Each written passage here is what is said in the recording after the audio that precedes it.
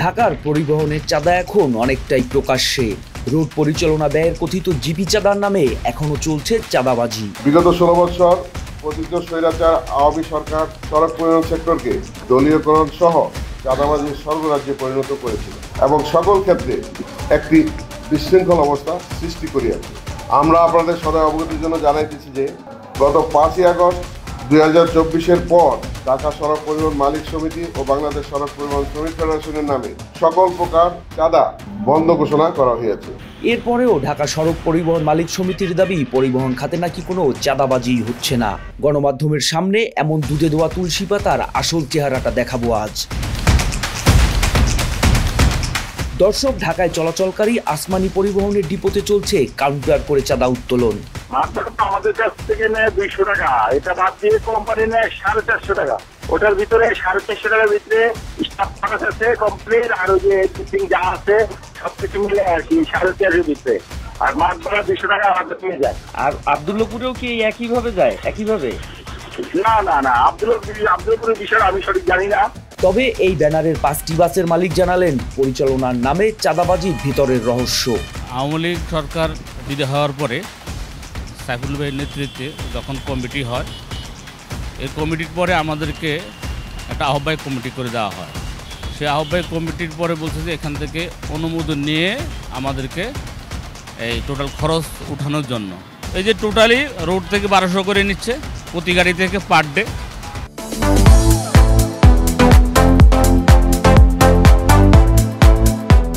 আর এসব চাঁদাবাজদের আশ্রয় দেওয়ার অভিযোগ খোদ ঢাকা সড়ক মালিক পরিবহন সমিতির 2 পদধারী নেতার বিরুদ্ধে। চাঁদা মানে রোড পরিচালনা করার জন্য একটা চাঁদা দিতে হয়। তৎকালীন ছিল আপনার 400 থেকে 500 টাকা দিতে হয়, এখন দিতে হচ্ছিল 1100 টাকা। এই ব্যাপারে ডেমরা থানায় একটা মামলা করছি, আদৌ আমার মামলা আসামিগুলো গ্রেপ্তার করা হচ্ছে না। বিভিন্ন শ্রোতা দিচ্ছে, একজন হলো খোকা, আরেকজন হলো খোকন। এই দুইটা ব্যক্তির দ্বারাই এখন এই আওয়ামী লীগের দোসরগুলো পরিবহন খাতকে অস্থিতিশীল করার জন্য তারাই তাদের ইন্ধনে করতেছে। বিগত আমলে ঢাকায় প্রতিটি গাড়িতে চাঁদা উঠানো হতো 700 টাকা, যা বর্তমান সময়ে 500 টাকা বেড়ে দাঁড়িয়েছে 1200 টাকায়। বাস মালিকদের অভিযোগ, পরিবহন খাতে চাঁদাবাজির নিবন্ধন দিচ্ছে আমার পিছনে থাকা এই ভবনের 4র্থ তলা থেকে।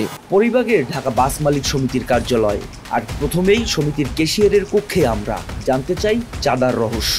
আমরা কিন্তু আসার পর থেকে আমরা সমস্ত মালিক যত টার্মিনাল আছে, যত পয়েন্ট আছে, আমরা সমস্ত প্রায় 2 মাস থেকে 2.5 মাস আমরা চাঁদাবাজি বন্ধ করে দিয়েছিলাম। কোনো চাঁদাবাজি হতো না। কিন্তু যখন দেখা গেল যে কোম্পানি তার স্টাফদের বেতন এগুলো যখন তারাই আমাদের সাথে আসা বয়স হইলো, আমরা কীভাবে আমাদের এই মেনটেন্যান্সটা করব, তখন বাধ্য আমরা তাদেরকে বলছি, আপনার কোম্পানি যেহেতু আপনি আপনার বিধান মতন চলতে পারেন, সেখানে আমাদের কোনো আপত্তি নেই। হাতে আসা আসমানি পরিবহনের মাসিক চাঁদার হিসেব বলছে, ঢাকা সড়ক মালিক সমিতি ও শ্রমিক কমিটি বাবদ 90,000, কমিউনিটি পুলিশ বাবদ 45,000, প্রশাসনিক 1 বাবদ 1,500,000 ও 2 বাবদ 1,500,000 টাকা দিতে হয়। তবে এসব নিয়ে কথা বলতে রাজি নন ঢাকা সড়কের এই ক্যাশিয়ার। তাহলে তো আমার আসমানি ডেকে আনতে হবে তাদেরকে, এছাড়া তো আমি উত্তর দেবো না। আমি এই আসমানি ব্যাপারে না কোনো উত্তর দেবো না। আর কথিত এসব কমিউনিটি পুলিশের বেতন আসে কোথা থেকে? কোথা দিয়ে উঠেই দেয়?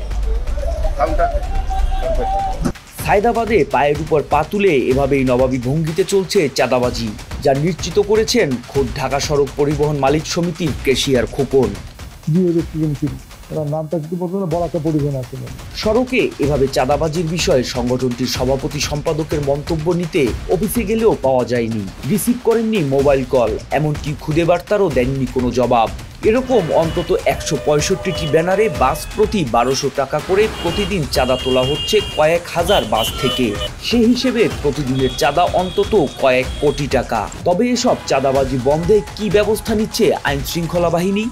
বিভিন্ন বাসে বিভিন্ন ব্যানারে চাঁদাবাজির বিষয়ে, এখানে চাঁদাবাজির বিষয়ে সুনির্দিষ্ট অভিযোগ যদি আমাদের কাছে আসে, অবশ্যই আমরা আইনানুগ ব্যবস্থা গ্রহণ করব। যদি কেউ চাঁদা প্রদান করেন, যিনি চাঁদা নেন, তার বিরুদ্ধে যদি লিখিত অভিযোগ দেন, আমরা সেটা মামলা হিসেবে গ্রহণ করবো এবং আমরা যে কোনো ধরনের চাঁদাবাজির বিরুদ্ধে আমাদের 0 টলারেন্স। কিন্তু ইতিমধ্যে আমরা গত ফেব্রুয়ারি মাসেই প্রায় 85 জন চাঁদাবাজকে গ্রেফতার করেছি। ভুক্তভোগীদের অভিযোগের প্রেক্ষিতে মামলার 3 মাস পার হলেও গ্রেপ্তার হচ্ছে না চাঁদাবাজরা।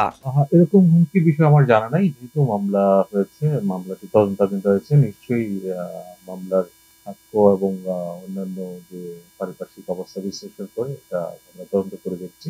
শাহজাহান খান, এনায়েতুল্লাহরা সড়কে এখন না থাকলেও থেমে নেই চাঁদাবাজি, বন্ধ হয়নি সড়কের নৈরাজ্য।